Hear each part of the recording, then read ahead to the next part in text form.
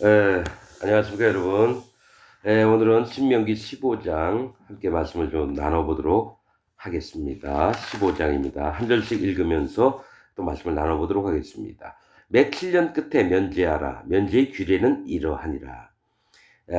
매 7년 끝이라면은 뭡니까? 그 6년을 지내고 7년째 되는 해를 얘기를 합니다. 매 7년 끝에 면제하라 그러면은 이제 7년 안식일도 지나고 이제 거의 끝나갈 무렵에 면제는 뭡니까? 모든 이게 짐을 졌던 것들 아니 뭐죠? 빚을 졌거나 이런 부분들에 이제 면제를 얘기를 하는 겁니다. 무릇 그 이웃에게 꾸어준 채주는 그것을 면제하고자 내가 옆집 사람한테 300만 원을 꿔줬어요. 그런데 7년째 끝에는 그 300만 원을 돈을 안 받고 이제 빚의 의무를 이게 멈춰주는 거예요. 그 사람한테 돈을 안 받고 그 사람한테 이제 나 빚 없다. 이제 괜찮아. 이제 용서를 해주는 거예요. 꿔간 사람을. 그것을 면제하고 그 이웃에게나 그 형제에게 독촉하지 말지니 이 해는 여호와의 면제년이라 칭함이니라. 근데 7년 끝이에요. 보통 7년 때 처음에 올 때가 아니라 7년 끝 안식년입니다. 안식년 끝부분에 가령 안식년이 7년 1월, 2월, 3월 있으면 12월쯤에 이들을 다 빚을 탕감해 주는 걸 얘기를 하는 거예요. 여호와의 면제년이라 칭함이니라. 이 얘기는 뭐냐면 여호와를 사랑하고 하나님을 사랑하고 네 이웃, 네 형제를 사랑하라 하는 율법의 것들을 지키고자 하는 겁니다. 실제로 초대교회가 모든 사람들에게 왜 칭찬을 받았느냐 그러면 또 많은 사람들이 이 교회에 함께하고 싶었냐 그러면 형제 사랑하는 모습들이 너무너무 좋은 거예요. 가난한 사람들 데려다 막 먹이기도 하고 집 없으면 집도 나눠주기도 하고 살 수 있도록. 야, 저런 세상이라면 하늘 나라와 같은 세상인데 저들은 정말 존경스럽다. 우리는 조금이라도 더 벌어서 우리가 더 잘 살고 행복하게 하려는데 저들은 자기 재산을 팔아가지고 남을 돕고 야, 참 멋있는 모습이다 해서 모든 사람에게 칭찬을 받았다고 성경에는 기록이 되어 있습니다. 그렇듯이 하나님의 사랑하고 내 이웃을 사랑하는 사람들은 모두에게 존경을 받습니다. 그래서 하나님이 그런 아름다운 모습을 이게 하시게끔 미리 이 신명기를 통해서 지금 알려주시는 거예요. 3절 이방인에게는 네가 독촉하려니와 네 형제에게 꾸인 것은 네 손에서 면제하라. 만약에 여러분 저기 내가 유태 뭡니까 이스라엘 사람인데 저기 뭐 아람 나라 사람이나 아수르 사람이나 이들이 여기 이스라엘에 왔어요. 그리고 서로 하는데 그 사람이 우리 중에 거하다가 빚이 생겼어요. 우리한테 돈을 빌려갔어요. 근데 그 사람한테는 갚으라 얘기할 수 있다라는 거예요. 이 얘기는 거듭난 하나님의 백성, 하나님의 자녀들의 세계에서만 있는 겁니다, 여러분. 이 세상 사람들한테 막 퍼주고 나눠주고 그러는 건 아니에요. 진짜 하나님의 백성들끼리, 하나님의 자녀들끼리는 이렇게 하라는 거고 이방인에게는 어떻게 해요? 독촉하려니와 네 형제에게 꾸인 것은 네 손에서 면제하라. 그래서 여러분 우리가 돈이 있는데 저 뭡니까 하나님 믿지 않는 사람들한테 너무 가난하다가 다 퍼주면 아무 소득이 없는 거예요. 그는 그 돈만을 바랄 뿐이지 하나님을 따라오거나 경외하지 않아요. 그러나 이방인 중에서도 그 마음이 너무 하나님 앞에 불쌍히 여김을 받고 우리 보기에도 안타깝다. 그럴 땐 도와줄 수 있어요. 근데 그 이방인 또한 어떻게 해야 됩니까? 마음을 돌이켜서 이분들처럼 고마운 은혜를 입었는데 이들이 믿는 하나님을 나도 믿고 싶다 해서 하나님에게 다가오는 자들도 있습니다. 무조건 우리가 자르고 뭐 하면 안 되고 안 하면 안 되고 뭐 이런 차원보다도 하나님의 마음이 어떻게 움직이시느냐에 따라서 우리도 그 하나님의 마음과 함께 바르게 나아가야 되는 줄 믿습니다. 네 형제에게 꾸인 것은 네 손에서 면제하라. 네가 만일 네 하나님 여호와의 말씀만 듣고 내가 오늘날 네게 명하는 그 명령을 다 지켜 행하면 네 하나님 여호와께서 네게 유업으로 주신 땅에서 네가 정령복을 받으리니 너희 중에 가난한 자가 없으리라. 왜냐하면 가난한 자가 있으면 너무 안타까우니까 그 옆에 있는 이웃 형제가 그를 도와줘요. 뗄거리가 없어요. 밥 먹을 게 없어요. 그럼 쌀 한 말 갖다가 이거 좀 먹어. 그리고 나중에 많이 생기면 나도 좀 굶을 때 있으면 좀 나도 너한테 좀 은혜를 입자. 그러면서 갖다 주기도 하고. 실제로 이게 형제입니다. 나만 잘 살고 나만 그게 아닙니다, 여러분. 6절 네 하나님 여호와께서 네게 허락하신 대로 네게 복을 주시리니. 그러니까 하나님이 허락하시는 대로 너한테 복 주시니 네 마음 상태에 따라서 복을 주시는 겁니다. 네게 복을 주시리니 네가 여러 나라에 꾸어줄지라도 너는 꾸지 아니하겠고 네가 여러 나라를 치리할지라도 너는 치리함을 받지 아니하리라. 이건 이스라엘 전체에게 얘기하는 겁니다. 하나님의 명령과 하나님의 마음들을 알고 살피면서 살면은 이스라엘 전체가 가난하게 되지 않고 오히려 다른 나라에 꾸어줄지라도 다른 나라가 심한 기근이 들었어요. 비가 안 와서. 근데 다 굶어 죽게 생겼어요. 그럼 우리나라 이스라엘에서 잘 살면 야 쟤네들 너무 힘들 것 같으니까 우리 조금 쌀 좀 나눠주자. 곡식 좀 나눠주자. 그들이 너무 기뻐하는 거죠. 그럼 그들이 우리와 화친을 맺으면서 고마워하면서 제가 그런 얘기를 들었어요. 체첸인가 어디 저기 유럽에 있잖아요. 동유럽 그쪽에 그 체첸하고 어디하고 싸움을 했는데 이들이 버스를 장악한 거예요. 가서버스를 세우고 올라탄 거예요. 체첸 군사들이. 그 다음에 적국을 전부 다 쏴 죽이려고 했었어요. 진짜로. 그런데 거기에 앉은 사람을 봤더니 다 고려인인 거예요. 까레이스키들. 근데 그들한테 정중하게 인사를 하면서 죄송합니다 하면서 다 내리면서 그냥 갔대요. 그걸 나는 나중에 유튜브를 통해서 알게 됐는데 왜 그러냐면 우리나라가 러시아에 강제 이주를 해가지고 뭐 우즈베키스탄이니 뭡니까 다른 키르기스탄이니 이런 나라로 강제로 갔는데 거기 먹을 것도 없어요. 그래서 갈대들을 막 파고 집들을 짓고 거기다 땅을 일궈서 농사를 짓고 산에서 나는 나물들 막 해서 겨우겨우 이제 먹고 살고 있을 때에 조금보다 처음보다 낮았는데 체첸의 사람들도 끌려와가지고 그 땅에 풀어놨대요. 강제로 이주를 해가지고. 근데 이들이 와서 아무것도 없고 먹을 것도 없는데 거기 갔던 고려인들이 이리 오라고 하면서 그 산나물 뜯어가지고 반찬 만드는 법, 곡식도 나눠주면서 자기들도 먹을 게 없는데 같이 이렇게 했다라는 거예요. 얼마나 고마웠는지 그게 체첸인가 그 사람들한테는요. 그게 계속해서 얘기가 듣는 거예요. 그 사람들 너무 고마웠었다.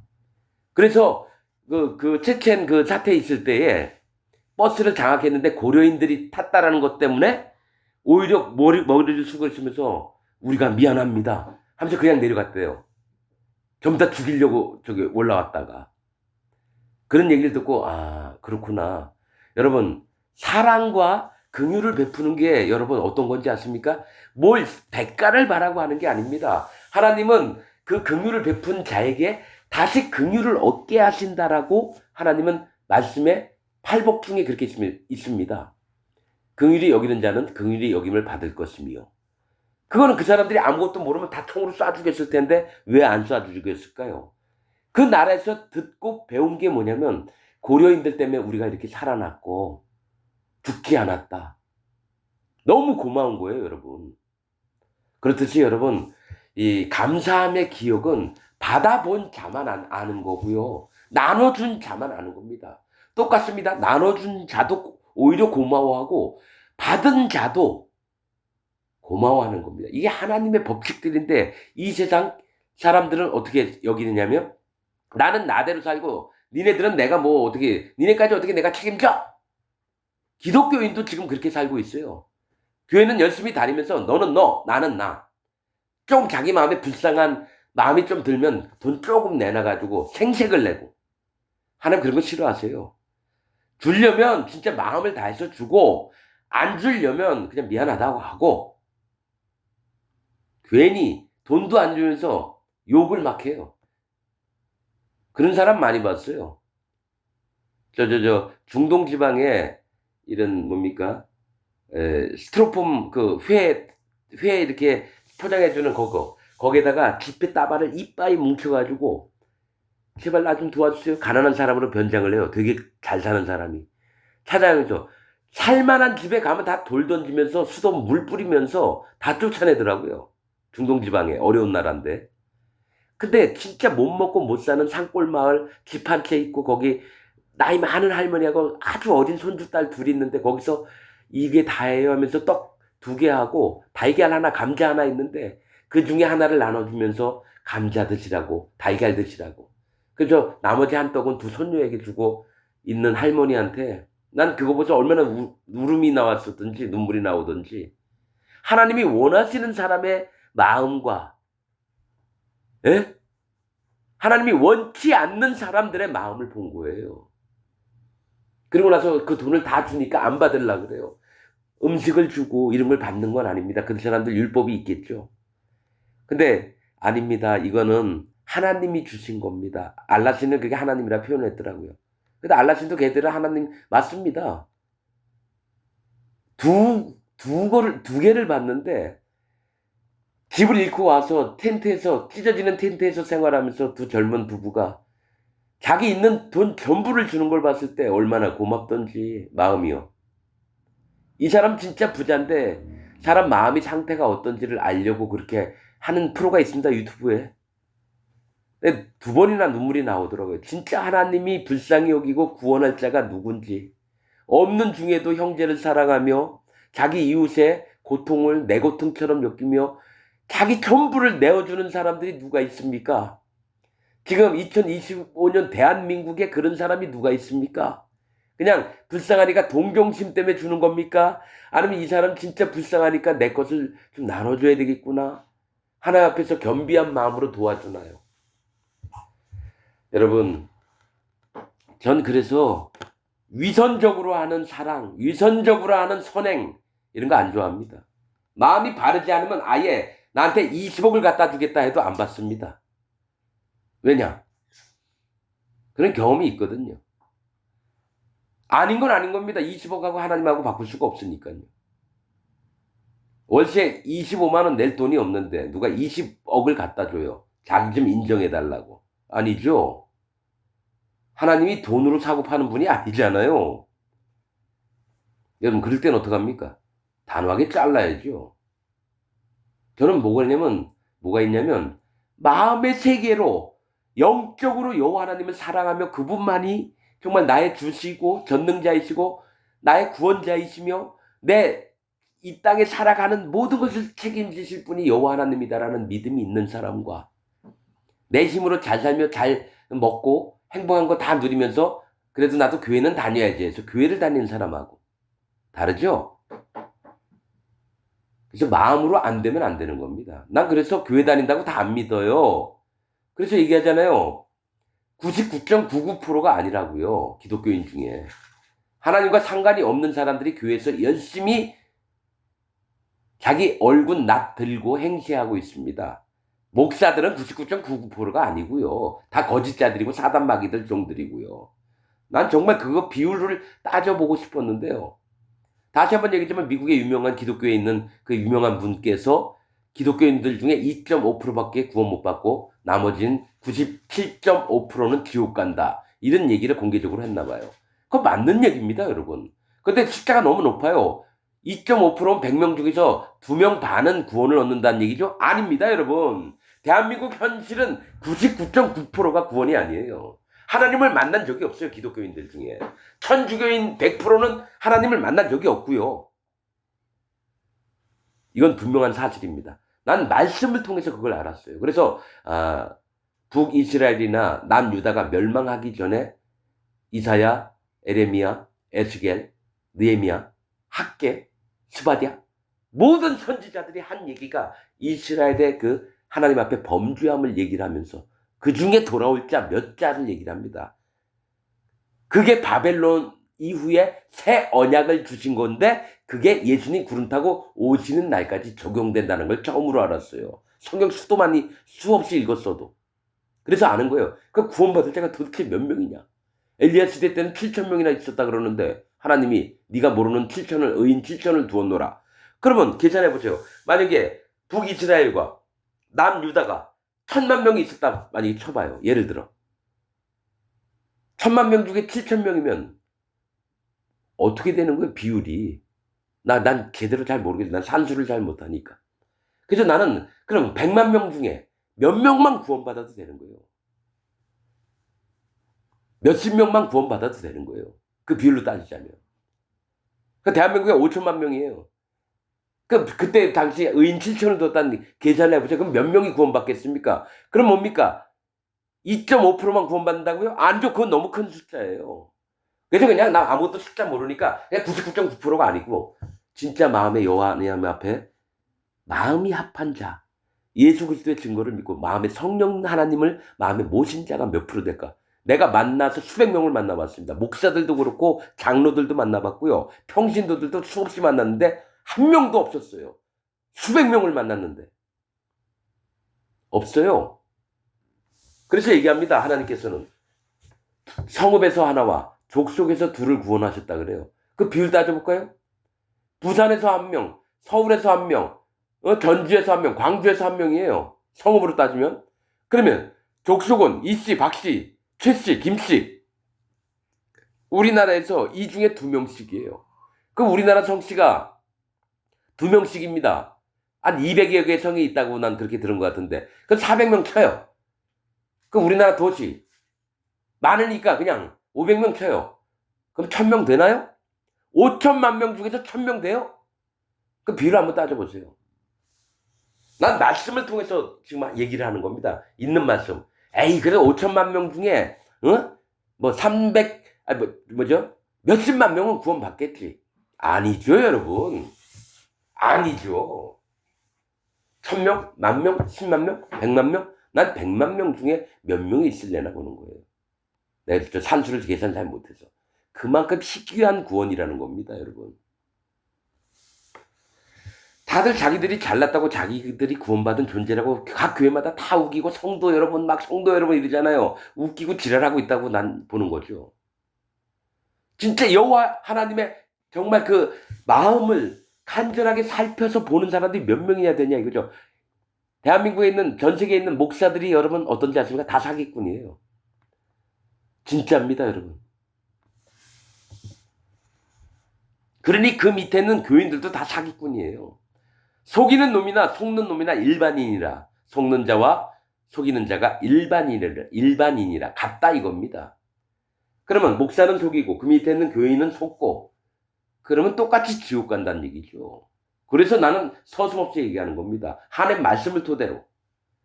그럼 너는 어떻게? 이렇게 하는 사람조차 저는 어떻게 얘기하는지 아십니까? 당신이 진리를 모르니까 그렇게 얘기하죠. 제가 지금 얘기하는 걸 마음에 받는 사람들도 일부 있습니다. 왜 그런지 아세요? 기독교에 너무 실망을 했으니까. 기독교에 너무 실망을 했으니까. 전 그래서 기독교에 실망한 사람을 찾는 겁니다. 잘 믿는다고 하는 사람은 오지 마세요, 제발. 기독교에 실망하고 천주교에 실망하고 불교에 실망하고 이슬람에 실망했던 사람들을 오라고 하는 겁니다. 난 어느 누구든지 배척은 안 합니다. 그러나 진리가 사모되고 진리의 말씀을 듣고 싶으면 오라는 거죠. 근데 잘 믿는다고 하는 사람은 절대로 오면 안 됩니다. 진짜입니다.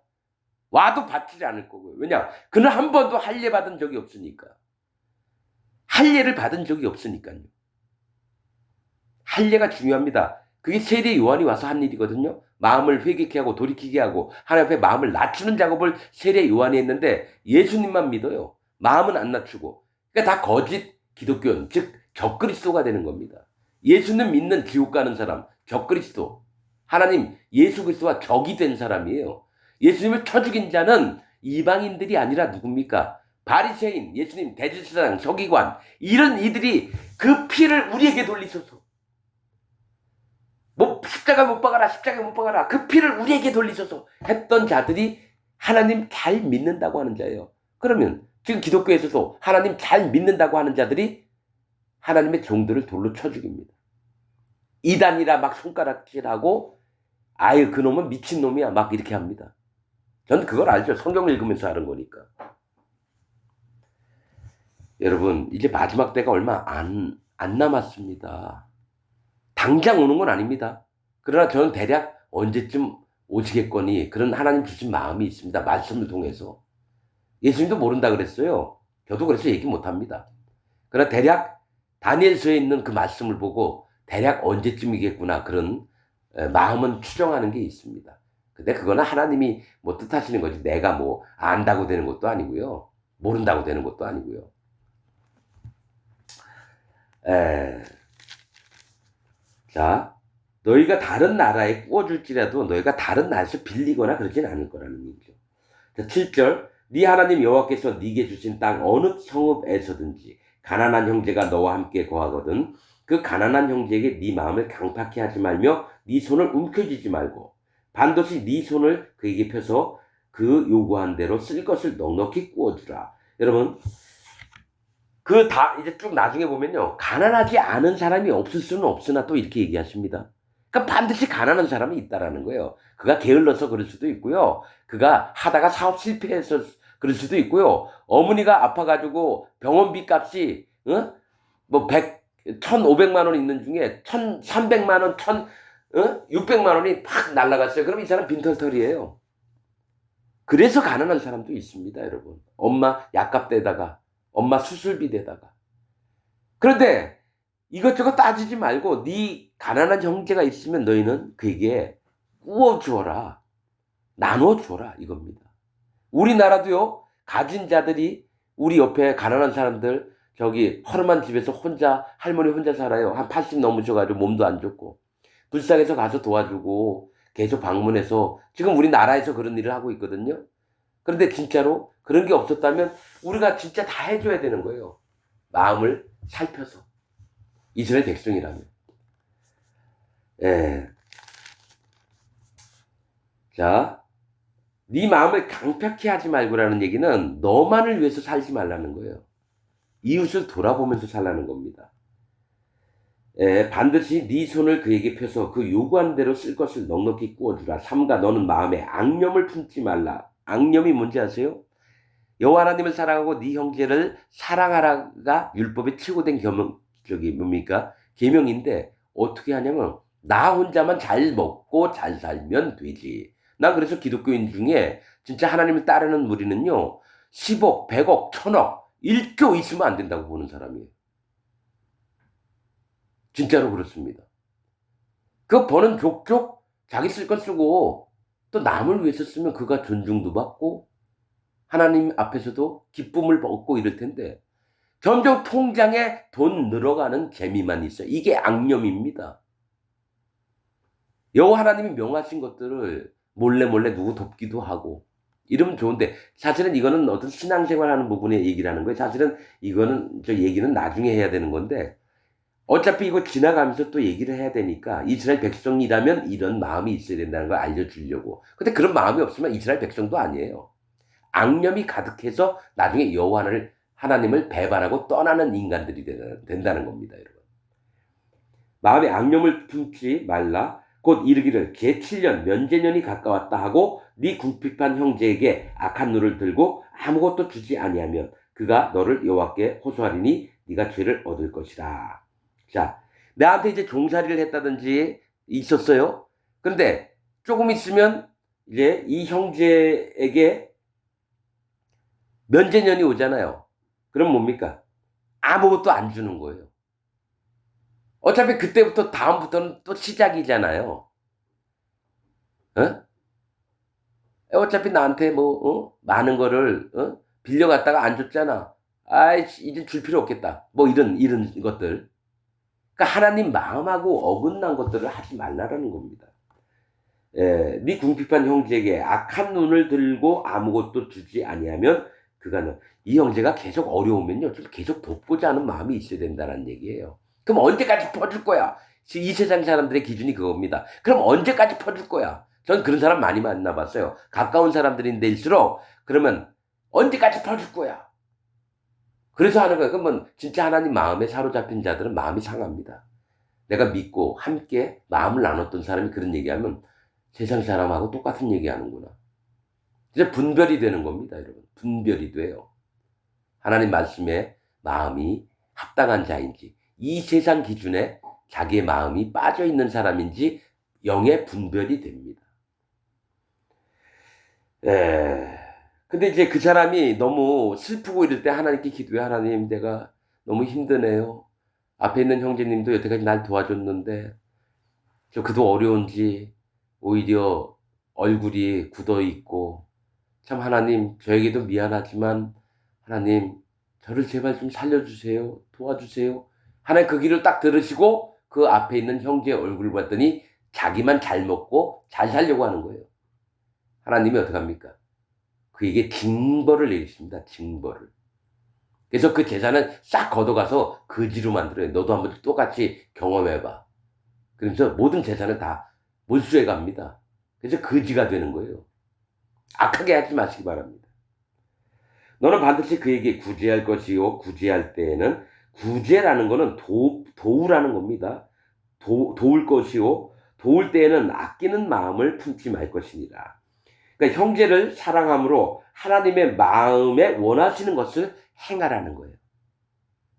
즉 내가 하는 게 아니라 하나님의 마음을 품고 있는 걸 그에게 전달을 하는 겁니다. 물질적으로든 마음으로든. 그런 자들이 복을 얻습니다. 이 땅에서도 잘 살게 하십니다. 그런 자들을. 품지 말 것이니라. 이로 인하여 네 하나님 여호와께서 네 범사와 네 손으로 하는 바에 네게 복을 주시리라. 땅에는 언제든지 가난한 자가 그치지 아니하겠으므로 분명히 있죠. 가난한 자가 없을 수가 없어요. 내가 네게 명하여 이르노니 너는 반드시 네 경내에 네 형제의 곤란한 자와 궁핍한 자에게 네 손을 펼칠지니라. 네 동족 히브리 남자나 히브리 여자가 네게 팔렸다 하자. 만일 6년을 너를 섬겼거든 제7년에는 너는 그를 놓아 자유하게 할 것이요. 10년입니다. 6년째는 종으로 있던 자를 비록 내가 돈 주고 사왔지만 7년째는 여러분 자유하게 이게 다 놓아줘야 돼요. 그러니까 7년 있다가 어차피 자유인이 되니까 내 형제고 내 자매예요. 종이 아닙니다. 그리고 하나님이 하신 말씀은 그를 종으로 여기지 말아라. 너에게 왔던 우고하는 객이나 손님처럼, 그 다음에 우고하는 자, 네 가족처럼 지내라는 겁니다. 돈이 없어서 팔려왔는데 가족처럼 지내주면서 야 일로 와 같이 먹자. 야 여기 좀 일 좀 하려는데 우리 같이 할까? 이런 건데 야 이 새끼가 제대로 똑같아? 이 종으로 팔려온 주제에 막 만약에 이런 식으로 했다? 그의 마음은 얼마나 서운하겠습니까? 종 되었던 것을 끄집어낸 게 여호와 하나님인데 이 가난하고 또 종이 된 거예요. 애굽에서 종 되었던 걸 꺼집어냈는데 이스라엘 땅에 살면서도 종으로 팔리는 거죠. 그의 마음을 또 보십니다. 하나님은. 그래서 그렇게 하지 말라는 겁니다. 반드시 7년째는 놓아줍니다. 13절 그를 놓아 자유하게 할 때는 공수로 가게 하지 말고 네 양무리 중에서와 타작 마당에서 포도주 틀에서 그에게 후히 줄지니 곧 네 하나님 여호와께서 네게 복을 주신 대로 그에게 줄지니라. 여러분 그를 놓아줄 때는 빈손으로 보내지 말라는 거예요. 7년 동안 나를 섬겼잖아요. 6년 동안. 그러면 야 그동안 나 섬겨줘서 고마웠다. 야야 너 여태까지 수고했잖아. 자 내가 한 1,000,000원 너한테 통장에 넣어놨어. 아니면 내가 좀 가난하니까 양으로 2마리 줄게. 이거 가져갈래? 그런 식으로 하는 겁니다. 여러분. 절대로 빈손으로 돌려보내지 말라는 거예요. 빈손으로. 그냥 내 가족이었던 사람이 어디 딴 지방 가듯이 야 너 차비 없니? 내가 차비 좀 줄게 하면서 어떻게든 쥐어주려고 그런 마음을 가지라는 거예요. 그런데 공수로 가게 하지 말고 네 양 무리 중에서와 양떼들 중에 내가 100마리가 있으면 한 3마리, 4마리, 5마리라도 줘서 보내라는 겁니다. 나눠주라는 거예요. 내 형제들처럼. 또한 타작 마당에서와 포도주 틀에서 그에게 후히 줄지니. 타작 마당에 좀 곡식을 거두고 있어요. 그러면 낫가리가 엄청 많은 게 10개가 있어요. 그러면 야 너 어떻게 나 7년 동안 섬겼으니까 낫가리가 하나 가져가. 포도주 틀은 뭡니까? 포도 열매를 따가지고 막 밟아서 그 즙을 짜가지고 포도 가죽 부대에 담아요. 만약에 50부대가 있으면 야 한 부대라도 가져가. 그거 팔면은 좀 돈이 됩니다. 여러분. 그렇게 해서 보내는데 여러분 여기서 타작 마당과 포도주 틀은 뭐냐면 나는 넉넉한 사람이고 얘는 가난한 사람이 내 종으로 있었어요. 근데 뭘 얘기를 하는 말씀이냐면 타작 마당은 심판을 얘기하고 포도주 틀도 심판을 얘기합니다. 그래서 하나님을 경외하고 두려우는 마음을 나눠주는 거예요. 이 종이 되었던 자가. 이가 자유자가 됐을 때 이 마음을 품고 하나님을 경외하면서 앞으로 축복받도록 이 마음의 낮은 마음을 가르쳐 주는 겁니다. 그래서 타작 마당을 얘기하는 거고 포도주틀을 얘기하는 거예요. 영적으로 여러분 이렇게 얘기를 해야 되는데 그냥 하나님이 그냥 얘 공수로 빈손으로 돌리지 말고 다음에 얼마 줘라. 하나님이 이런 분이십니다. 이렇게만 얘기하지 말라는 거예요. 성경에 하나님의 마음을 얘기하는 거지 그냥 남들도 다 아는 거 얘기하지 마세요. 목사님들 겉만 수박 겉핥기로 알지 말고 하나님의 본 마음들을 얘기하시기 바랍니다. 후히 줄지니 곧 네 하나님 여호와께서 네게 복 주신 대로 그에게 줄지니라. 너는 애굽 땅에서 종되었던 것과 네 하나님 여호와께서 너를 속하셨음을 기억하라. 그게 뭐냐면 네가 애굽 땅에서 종되었던 걸 내가 끄집어냈잖아. 너도 그걸 기억하고 여호와 하나님을 기억하듯이 네 형제에게도 똑같이 그 마음을 전달하라는 겁니다. 종으로만 삼지 말고 후히 주어서 하나님의 마음을 알게 하라는 겁니다. 기억하라. 그를 인하여 내가 오늘날 이같이 명하노라. 종이 만일 너와 네 집을 사랑함으로 너와 동거하기를 좋게 여겨 네게 향하여 내가 주인을 떠나지 아니하겠노라 하거든 송곳을 취하여 그의 귀를 문에 대고 뚫으라. 그리하면 그가 영영이 네 종이 되리라. 네 여종에게도 일례로 할지니라. 여러분들은 이 말씀을 어떻게 읽습니까? 이스라엘은 그 집이 좋고 어디 갈 데가 없으면 주인의 그 노예가 됐다라는 걸, 종이 됐다는 걸 표를 삼는구나. 여러분 이렇게 읽습니까? 여러분 이렇게 읽습니까? 요게 사실은요, 어디죠? 민수기, 레위기. 거기에도 이 부분이 있습니다. 제가 분명히 말씀에 전파를 했습니다, 이거. 이 말씀은 뭐냐면, 하나님 앞에 여호와 하나님이 좋고, 여호와 하나님이 내 주인이라는 걸 믿는 사람들은 하나님의 문, 지방, 문에, 문설주나 그 문에다가 자기 귀를 대고 송곳으로 구멍을 뚫는 겁니다. 즉 뭐냐면, 여호와 하나님의 말씀을 청종하는 것부터 배워서 증거로 삼는 겁니다. 이스마엘 뜻이 뭡니까? 하나님이 들으셨다라는 뜻이에요. 그래서 이스마엘 후예들은 전부 다 그 귀에 귀고리를 하고 다녔어요. 귀고리를 하려면 어떡합니까? 귀를 구멍을 뚫어야죠. 그래서 이스마엘 족속들은 하나님이 들으셨다 했으니까 듣는 귀를 중요시 여겼다라는 거예요. 비록 뭡니까? 이삭과 다른 종자들이었지만요. 미디안 그 귀고리를 전부 다 뭡니까? 기돈이 취해가지고 우상 만들듯이 에봇 만드는 데 썼습니다. 이스마엘의 후손이 미디안입니다. 그렇듯이 여러분, 우리는 여호와 하나님의 말씀과 그 율례와 법도를 먼저 청종을 하고 듣는 귀가 있고 그 다음에 준행을 하는 겁니다. 이 주인은 누구냐면 여호와 하나님을 얘기하고 종은 우리를 얘기하는 겁니다. 여호와 하나님 앞에 종된 자들, 자녀들, 붙들린 자들, 하나님의 종이요 이러잖아요. 선지자들한테 어떡합니까? 하나님의 종이시요. 왕들도 그렇게 얘기했고 이스라엘 백성들도 그랬습니다. 하나님 종이 무슨 낮은 노예살이 하는 사람인 것 같습니까? 엄청나게 높은 신분이에요. 하나님은 그와 말씀하시니까요. 그와만 말씀하셔. 왕한테도 함부로 안 나타나세요. 선지자 통해서 가서 얘기해라 이릅니다. 이 지금 얘기한 건 높임을 받는 자를 얘기하는 거지 노예로 취급받고 종으로 취급받는 자가 아닙니다. 하나님의 음성을 들으려면 반드시 그 귓구멍을 뚫어야 되는 거예요. 남종이나 여종 똑같이 얘기합니다. 남녀 구분 안 합니다. 자, 18절 그가 6년 동안의 품꾼의 삭세 배나 받을 만큼 너를 섬겼었죠. 자, 그 집에 있던 종들은 품꾼은 하루 일당 채우러 오는 사람이에요. 이 사람들은 만약에 요즘 시세로 치면 하루에 일하고 15만 원을 받아가요. 근데 그 집에서 종으로 있던 사람은 30만 원어치를 일을 해요. 왜냐면 품꾼들이 아침에 나와서 일을 할 거 다 준비를 해요. 새벽 2-3시간 먼저 일어나서. 그 다음에 이 사람들이 가고 가면 뒷정리를 다 해요. 그리고 와서 주인한테 어떡합니까? 밥상을 차려주고. 왔던 자들은 일당만 15만 원 받아가면 되는데 이 집에 있던 종들은 30만 원어치 일을 한다라는 거예요. 지금 그 말씀을 하는 겁니다. 품꾼의 삭세 배나 받을 만큼 너를 섬겼은즉 30만 원 받을 만큼 너를 섬겼다는 거예요. 품꾼들이 15만 원 일을 했으면 너는 그를 놓아 자유하게 하기를 어렵게 여기지 말라. 그리하면 네 하나님 여호와께서 너의 범사에 네게 복을 주시리라. 19절 너의 우양에 처음 난 수컷은 구별하여 네 하나님 여호와께 드릴 것이니.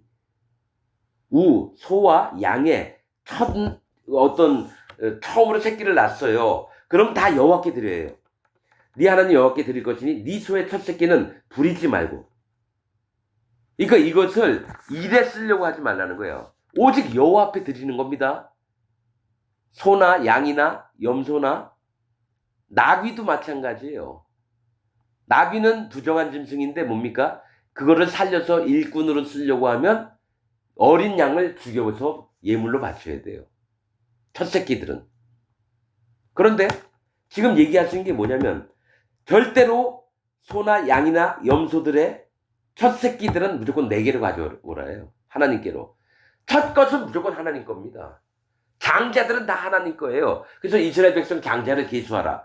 그랬더니 22,275명이었나요? 375명이었나? 근데 레위인들은 22,000명이에요. 장자들하고 비슷했어요. 그래서 나머지 175명인가 270명 지금 기억 안 나네요. 그거를 성소의 세겔로 받았어요. 쌤쌤이라는 거예요. 레위는 내 것이니 장자들은 내 것인 거예요. 하나님 것. 그래서 사람이든 가축이든지 간에 하나님께 다 첫 새끼들은 수컷들은 다 바쳐야 돼요. 네 소의 첫 새끼는 부리지 말고 네 양의 첫 새끼는 털을 깎지 말고 그들에게 뭘 얻을 생각을 하지 말라는 거예요. 뭐든지 하나님께 속한 거니까 하나님께 드려야 돼서 뭘 얘기하면 너와 네 가족이 매년에 여호와의 택하신 곳 네 하나님 여호와 앞에서 먹을지니라. 그거를 하나님께 드리고 그 고기를 잡아 먹는 거예요. 드린 자가. 그건 하나님을 먼저 기억하고 하나님께 먼저 드리고 그 다음에 하나님께서 내려오는 양육하심과 하나님의 귀한 말씀을 네가 뜯어 먹으면서 이거 제사장들이 하나님께 드렸던 걸 다시 얻어 그건 성물이니 지극히 거룩한 것이니라. 그러면 이스라엘 백성 중에도 하나님께 먼저 기억하면서 하나님을 기억하고 드리고 그 다음에 하나님이 다시 돌려주신 것을 뜯어 먹으면서 내 영혼도 자라고 내 마음도 자라고 그 다음에 내가 하나님의 교육을 입음으로 이 고기가 지극히 거룩한 겁니다. 그냥 거룩하니라가 아니라 지극히 거룩하다는 거예요. 아니 먹는 고기가 왜 지극히 거룩하다 그러느냐. 하나님 뭐 말씀하시는 게 있겠죠. 하나님 뭔가 특별히 말씀하시는 게 있으니까 지극히 거룩하니라 이 얘기를 하시는 겁니다. 레위기에 그게 엄청 많이 나와요. 민수기에도 엄청 많이 나와요. 지극히 거룩하니라. 그래서 그거를 일을 시키지 말고 소는 양은 털을 깎지 말고 거기서 이득 낼 생각을 하지 말라는 거예요. 하나님이 전적으로 드리라는 거예요. 그러면 나도 모두가 다 장자라고 치면 나도 하나님 앞에 이득 낼 생각 말고 하나님 앞에 온 마음을 다해서 여호와 하나님 앞에 드려야 되는 거예요. 자, 그러나 그 짐승이 흠이 있어서 절거나 눈이 멀었거나 무슨 흠이 있든지 네 하나님 여호와께 잡아드리지 못할지니 네 성중에서 먹되 부정한 자나 정한 자나 다 같이 먹기를 노루와 사슴을 먹은 같이 할 거죠. 자, 첫 새끼가 태어났는데 흠이 있어요. 절거나 눈이 멀었거나 꼬리가 없거나 만약에 이러면 상처가 났거나 그러면 하나님께 못 드려요. 하나님이 받으신 것은 정결한 자만 받습니다. 즉 마음의 할례를 받고 예수 그리스도 하나님의 증거가 이 마음에 오고 마음에 성령님이 계신 자만 여러분 하나님께 바칠 수 있어요. 그런데 눈이 멀었거나 아직 죄인이라는 거예요. 교회는 다니는데 안 받습니다. 그 다음에 뭡니까? 귀가 찢어졌어요. 안 받습니다. 다리가 절어요. 안 받습니다. 그럼 어떻게 하냐? 그걸 갖다가 네가 성중에서 그냥 먹어라. 하나님께 드리지는 말고. 마음대로 먹을 수 있어요. 근데 어떻게 얘기하냐면 정한 자나 부정한 자나 먹을 수 있어요. 하나님 그런 거 안 따져요. 이 세상 사람이든지 교회 다니는 사람인지 안 따지고 그냥 나눠 먹어라. 그러나 내게는 바치지 말아야 해요. 나는 흠이 있는 걸 못 받겠다 이거죠. 이 얘기는 뭐냐면 바쳐지는 재물은 그 사람의 마음을 얘기하거든요. 나 예수님 세례 믿어요. 구원파 중에 그런 자가 있어요. 근데 예수님 할례는 안 믿어요. 또 뭡니까? 구원파 중에 난 예수님 십자가 믿어요. 그래서 나 의인 됐어요. 그래 하나님 그래. 근데 뭐냐? 할례는 안 믿어요. 그럼 어떡합니까? 너가 내가 원하는 충족 요건을 네가 못 지켰어. 나 너 안 받을게. 이러면 끝나는 거예요. 부정한 절거나 쩔뚝발이 눈 먼 거 꼬리 없는 거 이렇게 되는 거예요.